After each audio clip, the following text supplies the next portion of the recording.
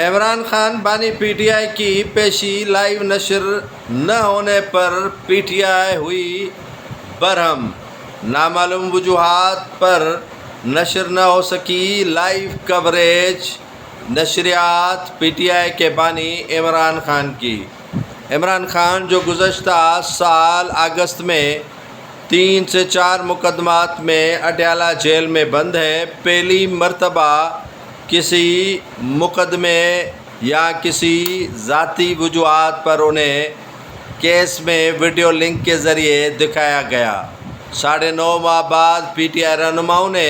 یہ خواہش ظاہر کی تھی کہ عمران خان لائیو آئیں گے اور انہیں لائیو دیکھیں گے، لیکن نامعلوم وجوہات کی بنا پر سپریم کورٹ میں ذاتی حیثیت سے ویڈیو لنک کے ذریعے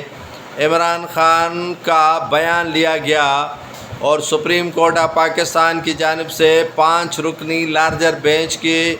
جانب سے نیب ترامی مقدمے میں عمران خان کو ذاتی حیثیت سے طلب کر رکھا تھا۔ یہ پہلی مرتبہ ہے کہ عمران خان کسی مقدمے میں ویڈیو لنک کے ذریعے عدالت میں پیش ہوئے۔ اس سے قبل توشیخانہ اور القادر ٹرسٹ عدت میں نکاح کے کئی مقدمات کا سامنا ہے عمران خان کو، لیکن ان کی سماعتیں اڈیالہ جیل میں ہی ہوتی ہیں۔ عمران خان پہلی مرتبہ ذاتی حیثیت میں سپریم کورٹ کی 5 رکنی لارجر بینچ میں ویڈیو لنک کے ذریعے پیش ہوئے اور اپنا بیان ریکارڈ کرایا۔ ایک تصویر جو عمران خان کی سوشل میڈیا کے مختلف اکاؤنٹس پر کروڑوں صارفین نے اپنے پیجز پر رکھی اور کل سے بھوچال مچ گیا، لیکن اس پر بھی پی ٹی آئی رہنماؤں کا من ٹھنڈا نہیں ہوا اور